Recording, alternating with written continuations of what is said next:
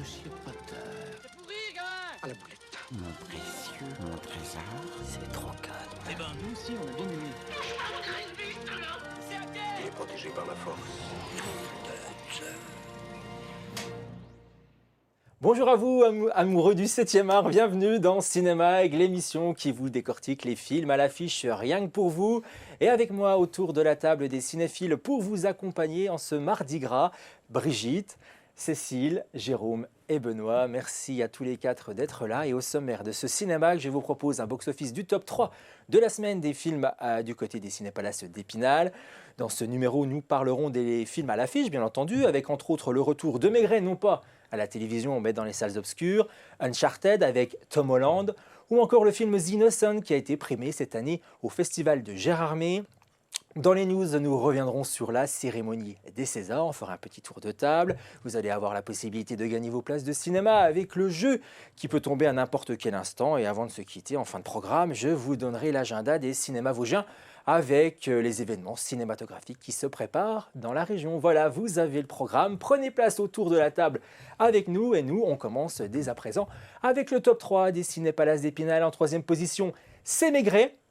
Réalisé par Patrice Lecomte, on en parle dans quelques instants, c'est Gérard Depardieu qui incarne le commissaire. 360 entrées pour 5 jours d'exploitation à Épinal. En deuxième position, Uncharted avec Tom Holland, 2868 entrées pour 2 semaines d'exploitation. Et le number one, c'est Maison de retraite avec Kev Adams et Gérard Depardieu. 3570 entrées pour 2 semaines dans les salles. Voilà, eh bien, écoutez, 2 films qui sont dans le top, on va en parler, on commence dès à présent avec Maigret qui est de retour, pas à la télévision cette fois-ci, mais au cinéma. Malgré qu'il a déjà fait son apparition plusieurs fois au cinéma, Maigret, c'est pas la première fois. Là, c'est le réalisateur de la trilogie des Bronzés qui laisse la comédie de côté et revient avec un film policier. C'est pas la première fois pour lui non plus. Patrice Lecomte met en scène ce film avec Gérard Depardieu au casting. Donc voilà, c'est Maigret qui est de retour et il enquête sur la mort d'une jeune fille. Rien ne permet de l'identifier. Personne ne semble l'avoir connue ni se souvenir d'elle. Il rencontre une délinquante qui ressemble étrangement à la victime et réveille en lui des souvenirs d'une autre disparition plus ancienne et plus intime. Regardez la bande-annonce du film et on en débat ici sur le plateau juste après. La victime non identifiée, le sexe féminin. On relève 5 plaies par arme blanche. Les coups ont été donnés de manière désordonnée à bout portant. Qui est chargé de l'enquête? Maigret, brigade criminelle 36 quai des Orfèvres. Quelqu'un a voulu faire disparaître cette jeune fille inconnue. Mais elle a forcément laissé des traces, là, quelque part. Comment vous faites pour qu'ils parlent, vos suspects? Rien. Je les écoute. Mon devoir est de chercher ce qu'on appelle la vérité. Ça vous intéresse vraiment que je vous raconte ma vie? Ça m'aide un peu à comprendre, une fille comme toi. Elle s'appelait Louise. Pourquoi avez-vous dit elle s'appelait? J'ai entendu une auto s'arrêter. Concentre-toi Gérard sur les Depardieu chauffeurs dans de le taxi. rôle du commissaire Maigret, donc vous l'avez tous vu, ça tombe bien, même moi je l'ai vu, donc on va commencer par Brigitte, ton avis sur le film? Déjà, Patrice Lecomte, il s'était déjà approché C'est vrai. de Simenon il y a longtemps avec l'adaptation des fiançailles de Monsieur Hir, avec Ça. Michel Blanc, voilà, dans le rôle de Monsieur Hir, mais c'était un Simenon sans Maigret. Et là, il s'est attaqué au commissaire qui a eu de multiples incarnations, mais on se souvient surtout de celle du cinéma. Jean Richard et puis Ah, là, Bruno c'est question de Kremer. génération. La là. télévision. C'est plutôt la télé. La télé. Oui, de la Ouais, télévision. ouais, la télévision, pardon, ouais, parce que le excusez-moi, cinéma, un peu lapsus. moins. Ouais. Oui. C'était Gabin en 63 le dernier. Oui, c'est ça, exactement. Voilà. Et donc, alors là, moi, ce que j'ai trouvé assez original, c'est l'approche du personnage, justement, qui est montré dans une sorte de situation de faiblesse. Il est un petit peu en panne psychologiquement moment, il va pas bien. Il a même abandonné sa pipe. Il voulait pas, comment dire. En fait, Patrice Lecomte, on sent qu'il voulait pas du tout qu'on puisse comparer son Maigret aux autres. Finalement, il voulait en faire un petit peu quelque chose d'autre. Moi, je trouve que le rôle va merveilleusement bien à Depardieu. Moi, j'ai beaucoup aimé cette ambiance un peu mélancolique. Et puis, la reconstitution des années 50, elle est assez fidèle, sans en faire un film de décorateur, hein, où le décor prendrait toute la place. Moi, j'ai été très séduite par le charme un peu vintage du film, et je sais que bon, mes camarades sont un petit peu moins enthousiastes. On va en parler justement. Cécile l'a vu également. Ton avis? Oui, alors non, effectivement, il y a un côté vintage. Moi, je n'ai vu aucun Maigret. Alors, je débarquais vraiment dans cet univers. Les deux. Donc j'ai trouvé ça c'est possible, assez, mais oui, assez désuet, assez suranné, mais avec du charme. Mais bon, j'ai pas accroché. Bon, la réalisation de Patrice Lecomte est au cordeau, hein, c'est absolument superbe. Gérard Depardieu est énorme dans tous les sens du terme. Voilà, bon, j'ai pas été séduite, mais parce que je crois que j'ai du mal avec Simon. Enfin, bon, je ne connais pas, quoi. Et Jérôme, alors le cinéma français, toi, un peu plus de mal, mais là peut-être que tu as un peu plus aimé quand même. Oui, j'ai bien aimé la forme, la sobriété du film, aussi bien dans la mise en scène que dans le jeu, tout ça. Vraiment, j'étais bien dedans. C'est juste un tout petit manque de rythme en ce qui me concerne. J'ai un peu décroché sur la fin, mais j'ai apprécié la forme. Voilà. Bon, alors j'ai envie de dire le manque de rythme, c'est propre au Maigret en général, parce que s'il y a bien un feuilleton ou un cinéma où il se passe quasiment rien, on parle souvent de Derrick en Allemagne, mais Maigret, on est un peu sur le même niveau, quoi. C'est vraiment dans les 10 dernières. D'ailleurs, c'est pour ça que ça passait toujours les après-midi. Les après-midi, ça c'est parfait. Parce que c'était l'idéal au moment de la sieste, sauf qu'on risquait de piquer du nez. Moi, c'est ce qui m'est arrivé en allant voir ce Maigret-là. Il faut dire que rien n'était fait pour stimuler mon attention quand même. Ouais. On a quand même une lumière qui est très faible. Hein, pendant tout le film, on est quand même dans un cinéma d'ambiance assez noire, assez obscur. Hein, il y a beaucoup de scènes de nuit. Et puis d'un autre côté, on a quand même un Depardieu qui pose une respiration entre deux phrases de dialogue. Ah, c'est souvent ça. Entre deux montées d'escalier, entre deux escaliers. Bref, tout ça pour dire que moi, j'ai pas été du tout emballé par son jeu. Je parlerais même de non-jeu, parce que ça m'avait déjà marqué dans le film, dans l'adaptation de Bellevaux qu'on avait vu il y a quelques mois, où je l'avais trouvé mais vraiment mauvais comme un cochon, quoi. Pas du tout dans le film. Et là, il m'a semblé vraiment en dehors. Alors certes, on peut interpréter ça en disant...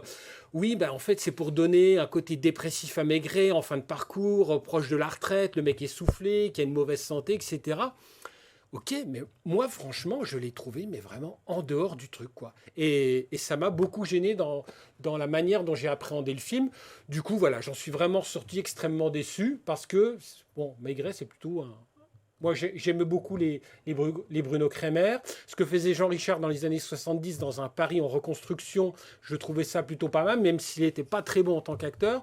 Mais il y avait un petit charme. Alors que là... Ouais, là, c'est pas, non, c'est pas gagné. C'est vrai que ça ne m'a pas conquis non plus, Maigret. Le note public, 3 sur 5 sur Allociné. On fait un tour de table rapide, parce que c'est la nouveauté de l'émission, vous allez le voir aujourd'hui. Voilà, 4 pour Brigitte, 2 pour Benoît, 3 pour Jérôme et 3 également pour Cécile. Donc on va plus dire, on est vraiment dans la moyenne. Et oui, moi aussi j'avais mis une petite note. Par contre, moi c'est moi le plus méchant, j'ai mis 2. Il n'a rien dit, hein, il était... Avec Benoît, on est les plus sévères, on va dire, parce que voilà, c'est lent. C'est très très lent. Voilà. Pour faire, il y en a qui aiment bien dormir au cinéma, avec ce film, c'est possible. Vous pouvez aller voir tout ça. Allez, autre film, autre salle, 2 ambiances, ça c'est clair. Sélection boîte à films cette semaine qui vous est proposée en version originale sous-titrée. Bien écoutez, le film a été présenté au Festival international du film de Gérardmer qui a remporté un prix, hein, le prix du public, thriller dramatique norvégien d'Eskil Vogt. Eh bien écoutez, on regarde 2 images, hein, et puis on en parle après sur le plateau, vous allez le voir, c'est plutôt intéressant.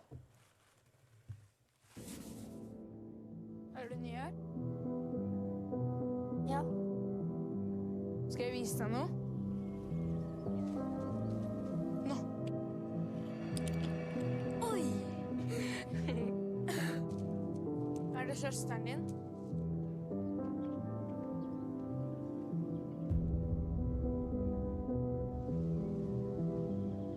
Hei.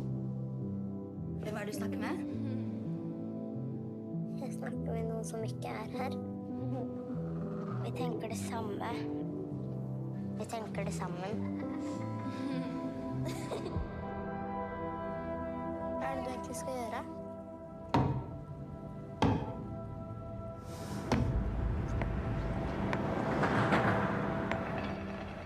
The Innocents, alors film fantastique. Alors est-ce que l'ambiance était là, Jérôme, dans les salles à Gérardmer, hein, parce qu'on en a un peu parlé il y a 15 jours, il faut le dire ici dans l'émission, mais on va pouvoir en débattre un peu plus parce que je trouve que ce film quand même vaut le coup.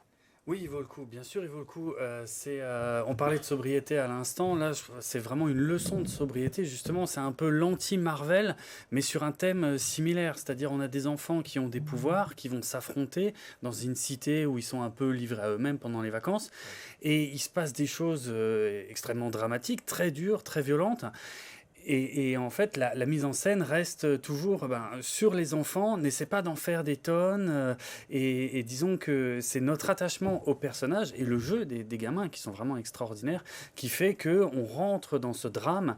Et enfin, moi, ça m'a pris, vraiment, j'étais à fond dedans. Je me demandais où ça allait. Et puis, c'est d'une force incroyable et tout en retenue, quoi. C'est une belle leçon, je trouve, de cinéma. C'est très impressionnant. Ouais, c'est bien maîtrisé, moi, je suis d'accord avec toi. Vraiment, la maîtrise des comédiens enfants en plus dans le film, c'est plutôt bien. Alors par contre, là, on va se tourner de ce côté-ci avec Brigitte et Benoît qui ont vu le film, mais on n'a pas vu le même film, effectivement. Oui, Brigitte. non, pas tout à fait, parce que moi, ce que je reproche à ce film, c'est d'être finalement uniquement descriptif. C'est-à-dire qu'on nous montre effectivement ces enfants entourés de phénomènes très particuliers et on s'attend à ce qu'à un moment on comprenne, à ce qu'on voit derrière les choses. Et on ne va jamais derrière les choses, on ne fait que voir la surface. Et voir la surface des choses pendant 2 heures, c'est un peu long. Moi, la seule chose que je sauve du film, c'est j'ai été assez...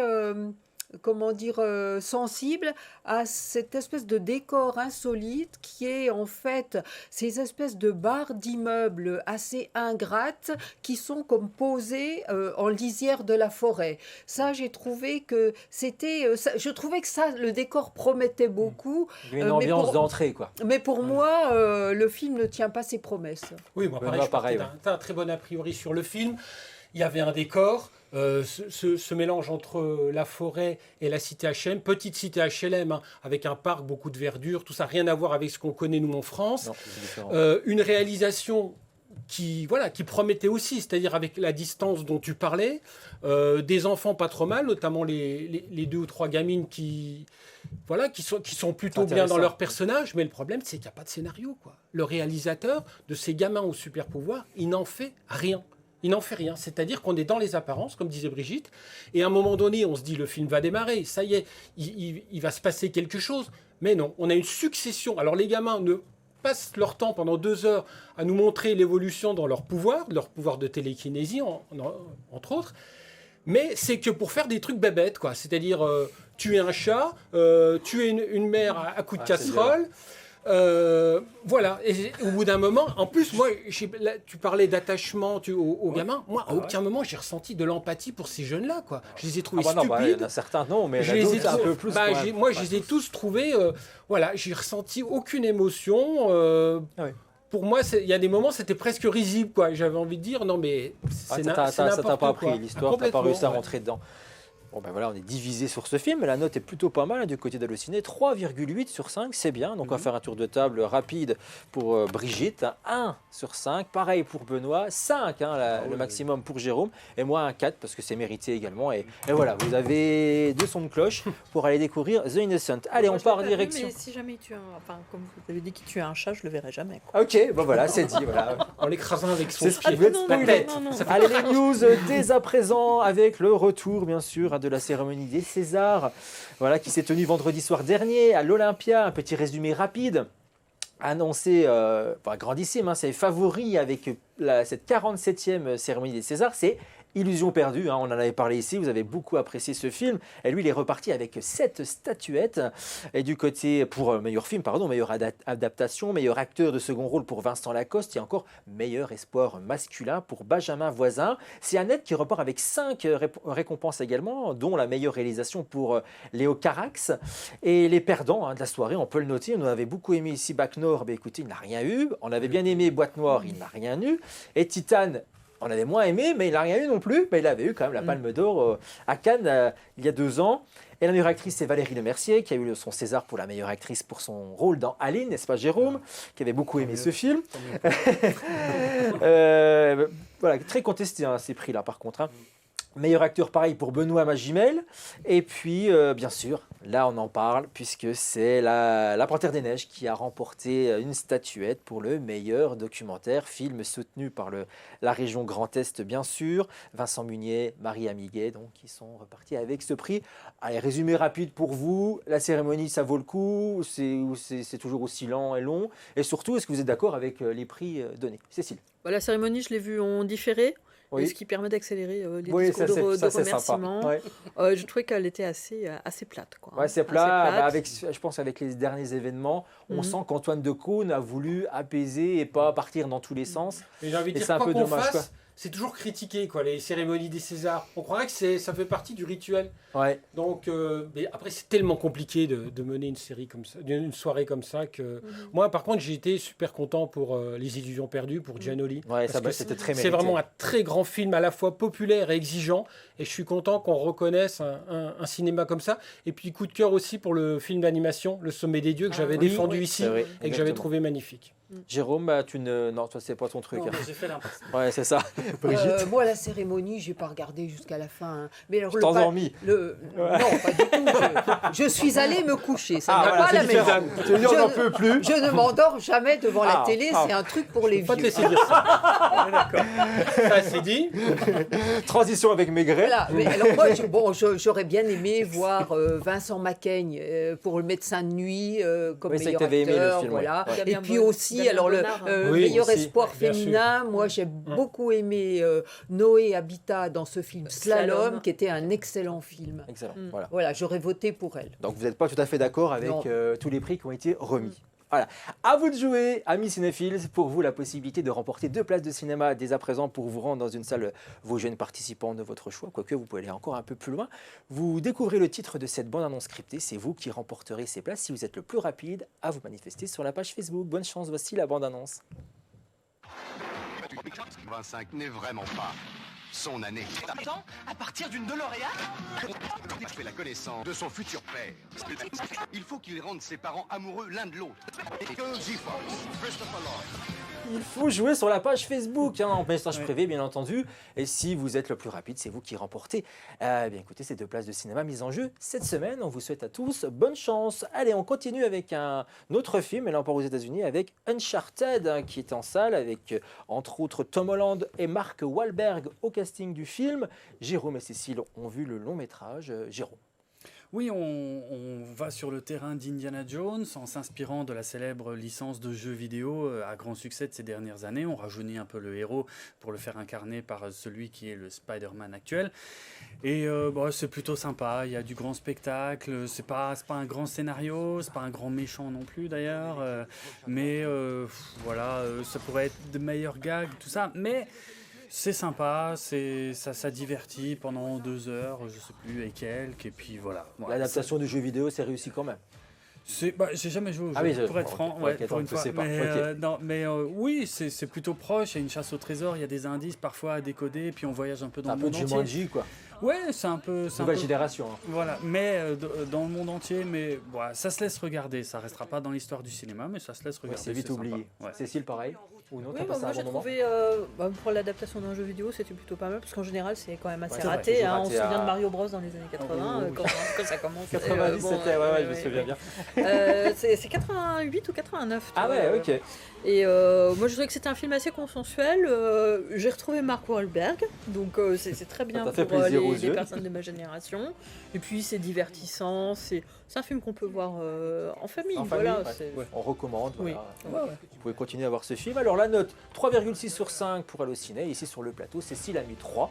Et puis Jérôme aussi, voilà, un peu plus Presque que la d'écart. moyenne, c'est plutôt pas mal. À voir donc en salle. Autre film, Arthur Rimbaud, sélection boîte à film, drame français réalisé par Laurent Cantet. Écoutez, ce film est sorti dans les salles il y a quelques jours et on va commencer avec Benoît qui va donner son avis sur le film. Oui, alors pas facile quand même d'adapter cette histoire, cette affaire Mehdi m'éclate, hein, pour ceux qui s'en souviennent. Donc c'est un jeune homme qui a été promis un avenir littéraire et journalistique flamboyant, un jeune issu des cités et qui s'était fait connaître à travers le Bondi Blog et puis des apparitions en radio, et puis qui du jour au lendemain a révélé une face sombre de sa personnalité à travers des tweets haineux, homophobes, antisémites, etc. Et donc Laurent Cantet a voulu s'emparer de cette histoire en essayant de comprendre qui était ce personnage-là, dont le pseudo, alors c'était pas Arthur Rimbaud, mais il a donné c'était le pseudo qu'il avait sur Twitter en fait. Et donc il traite un peu de tous les thèmes qui ressortent à travers cette affaire, c'est-à-dire les réseaux sociaux, les jeunes issus de l'immigration, le rapport à la famille, le rapport à la religion, tout ça en 1h30. Le problème c'est que c'est un peu trop condensé.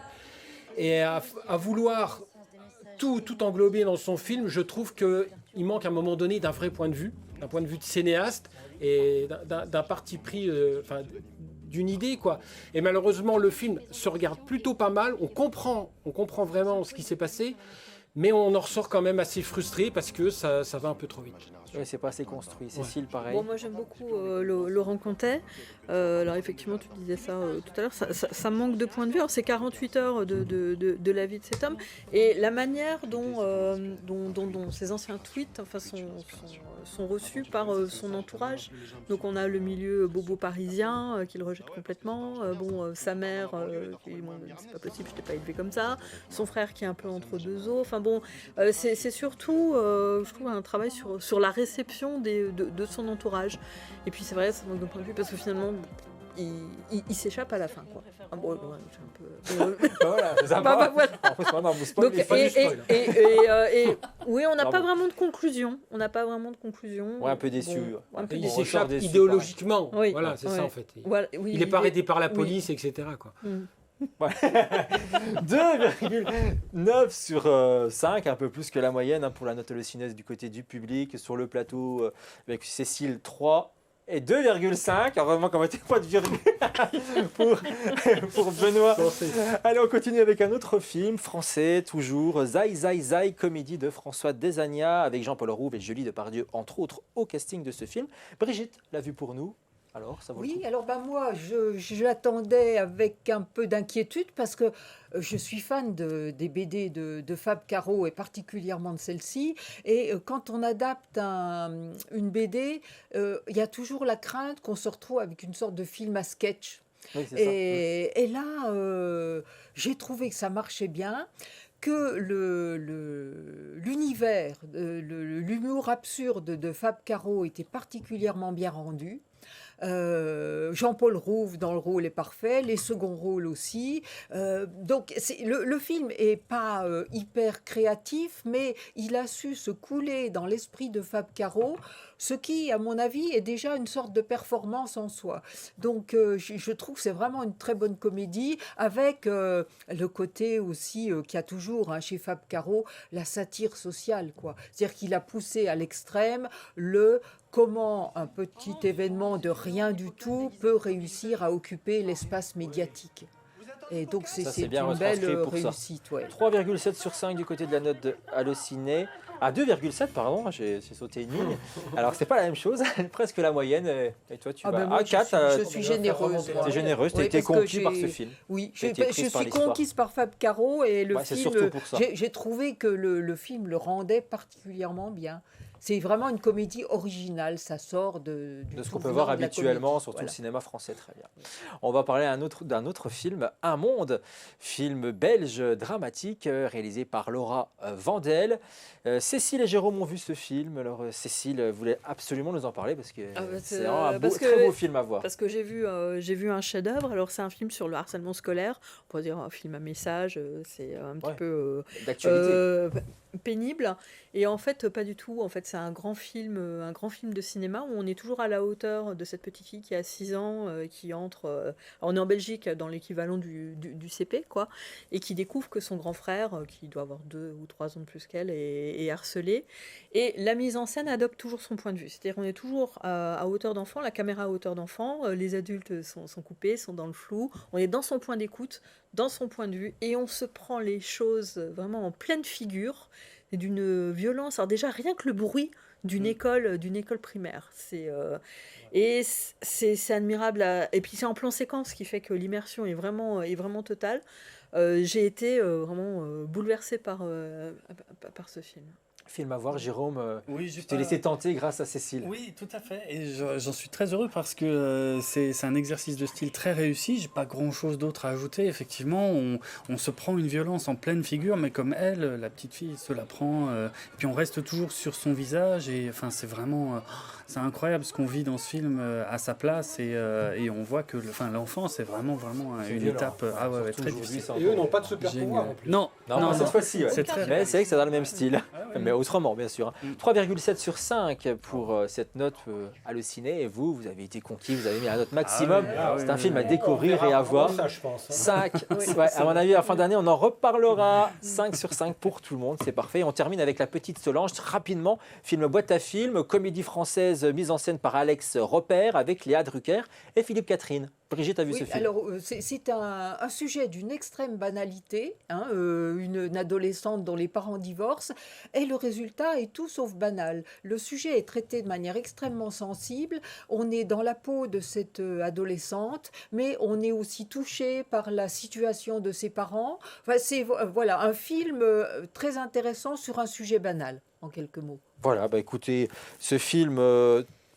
j'ai pas la note, alors c'est toi qui vas donner une note, voilà. Voilà, moi je suis généreuse. Voilà, 4 sur 5, ça vaut le coup, La Petite Solange à découvrir.